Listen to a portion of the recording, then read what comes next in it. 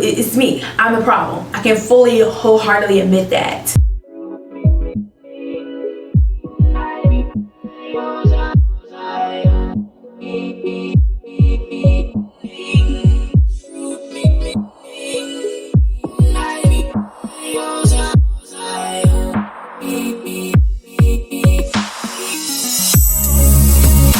Y'all, welcome back to my channel. My name is Patty, for those of you who do not know, and today, as you could probably see by the title, we're here to talk about skin barriers, how I disturbed mine, disrupted / destroyed it, in hopes of helping you not to do the same thing that I did. If you have been following me for a while, y'all know that I am a skincare enthusiast. I am not a dermatologist. I am not an esthetician. I just love all things skin. It makes me happy. You will probably have noticed, if you have been following me for a while, that the skincare reviews have significantly declined, and that is for a few reasons. If you were familiar with that skin cleansing tool that I was using called the Lumi, I'll have that video linked here below as to why. But in a high level overview, my skin was at a very, very good place. I didn't want to keep using new products that would disturb my skin when I had already found a routine that worked for me. So how did I destroy my skin barrier? By doing too much. Literally and truly by doing too much to my skin. And the specific way that I did that was by using too many actives.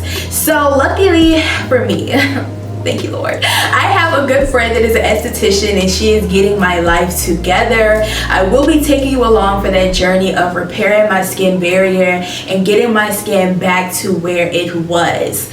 Is my skin 100% just terrible, horrific? No, because I stopped early, and I want you to stop early if you are noticing this. One of the reasons I knew my skin barrier was off is because, one, my skin looked dull. Your girl has been in a workout routine, okay? I be hitting the saunas. My water intake is mid, but it hadn't changed. And my skin looked like, I don't want to say like casket-like, but this is what my skin was looking like before I started doing too much, okay? So as you can see, I had a very glowy, luminescent complexion, and my skin was not looking like that. The second thing I noticed was more texture. Not necessarily like full-blown breakouts, but I just noticed my skin was just not as smooth. It was off, right? The third thing that I noticed was when I was washing my face, it kind of felt like, if you are a person that moisturizes, which I hope all of you are, even if you have dry skin, you need to put a little something on your body when you come out the shower. But if you have ever taken a shower and waited a long time to put lotion on, or if you have gone to a pool and you have been in chlorine and you have just laid out, you know that feeling of trying to put lotion on your body after your skin pores have already closed and it just feels like it's not penetrating. That is how my face was feeling. I'm washing my face, but it just doesn't feel right. So luckily my friend was about to be in town anyway, and I pulled her to the side. I was like, hey, I think I did too much and my barrier is not right. So what is it that I did? The Cetaphil salicylic acid cleanser, and it also has like mandelic acid, I believe. If I'm not correct, I'll put it on the screen. I'll put it on the screen anyway. I was using that, plus I was using a very, very intensive toner, the Pixie Tonic Toner, which is an exfoliating toner. Then I was using a moisturizer that also had an active in it, but I was doing good about my SPF. So originally when I brought that Cetaphil cleanser, also y'all, I'm so sorry if the lighting is changing. It's in the evening, so it's like the sun is like saying peekaboo and going behind the clouds and back and forth. So I do apologize for that. But originally when I brought the Cetaphil cleanser, specifically the salicylic acid one, I brought it because it did say it was exfoliating, okay? It's me. I'm the problem. I can fully, wholeheartedly admit that. And I originally tried it because I love Cetaphil. Cetaphil is probably the longest standing brand, skincare brand in my routine. I have been using Cetaphil since my dermatologist recommended it to my entire family when I was in elementary school. And Shawty has always been in my home, okay? So before using the salicylic acid cleanser, I was heavy on the regular, normal, oily skin to sensitive, what is called, normal to oily skin cleanser. Very soft, very gentle. So once I was doing a review video on the salicylic acid cleanser, because I love y'all, I want to keep doing review videos, but I kept using it daily because it felt so good. It just felt good. Like, the consistency was, it lathers a lot more easily than the normal Cetaphil cleanser, and I just love the texture. It's an exfoliating cleanser, but it doesn't have like the beads in it. It's more of like a chemical exfoliant, and I just love the way it felt on my face. And when I was using it for a while and I didn't notice nothing happening, I was like, yo, my skin gang out here. It's cool, it's fine, but it wasn't.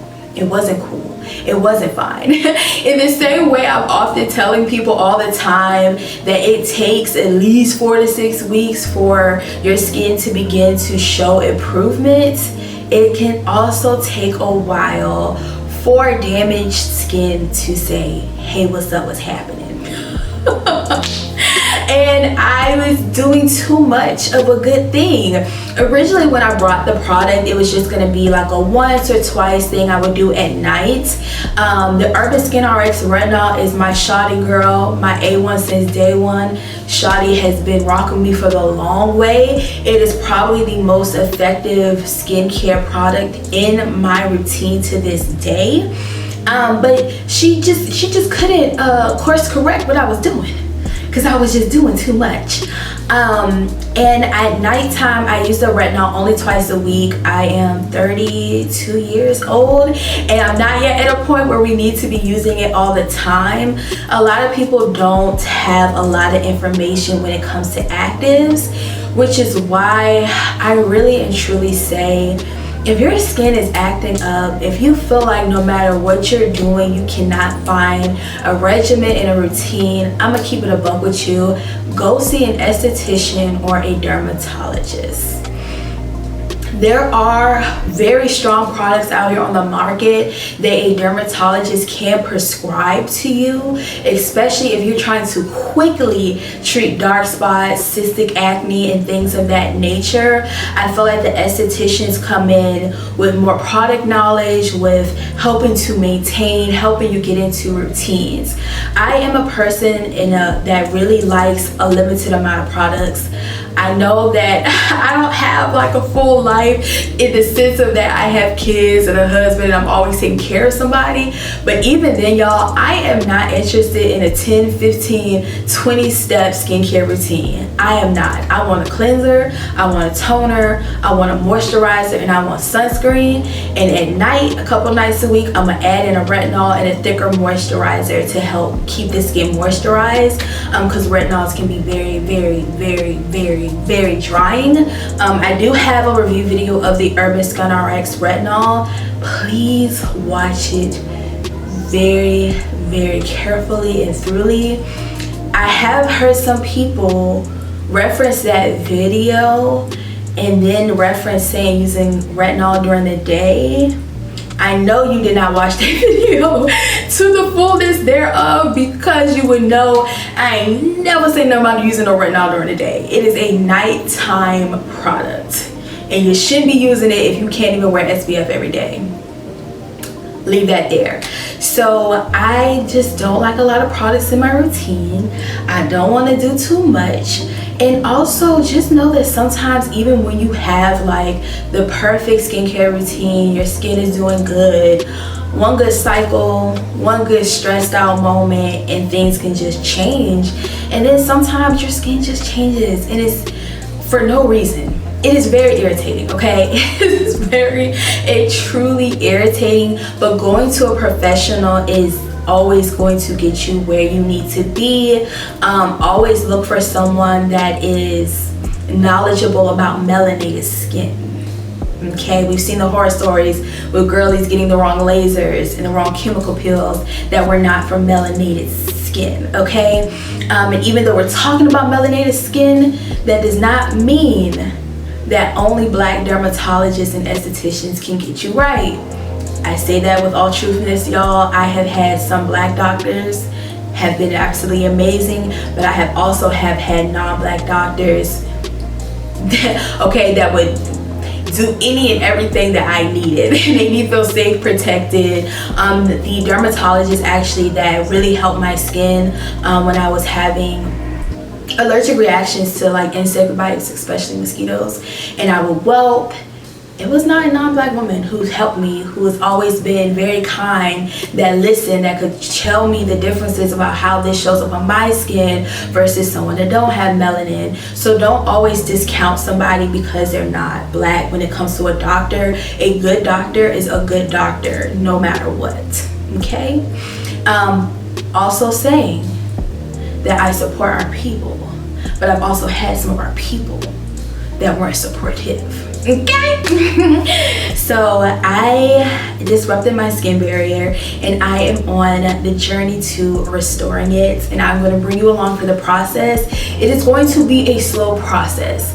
I know everybody wants a quick fix, but y'all, that's just not what it is when it comes to skincare. And anybody trying to tell you something different is hustling you, my love. Really and truly. So step one was to stop using that cleanser and remove majority of the actives out of my routine. I'm currently only using the normal, regular, original Cetaphil cleanser.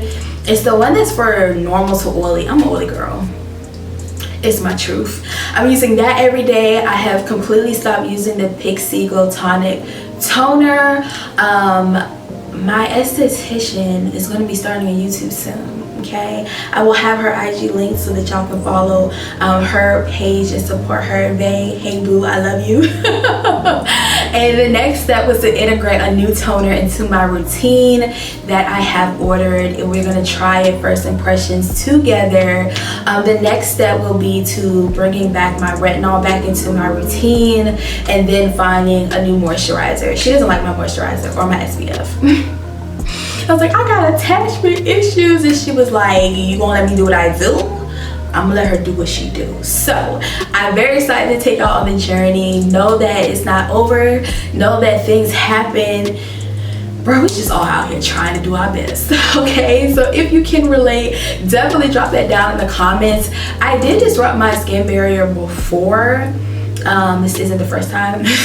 And that's when everybody was pushing tea tree. This is like 10 years back, and I had used tea tree on like a pimple, and I did not dilute it plus other active.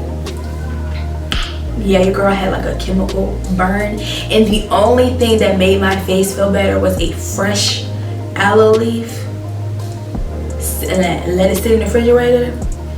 That you gotta get a new one and cut it up every few days when it starts changing. That was the only thing that made my face feel better. So know that if you made a mistake, it's okay. We live and we learn. I'm very excited to take y'all on this journey, and once we're back. Am I trying new things? Only at the discretion of my esthetician. I love y'all down, but I am not destroying my skin barrier again for nobody. Okay, so I love y'all down. I can't wait to take you on this journey, and I will catch you in part 2. Yeah. Bye.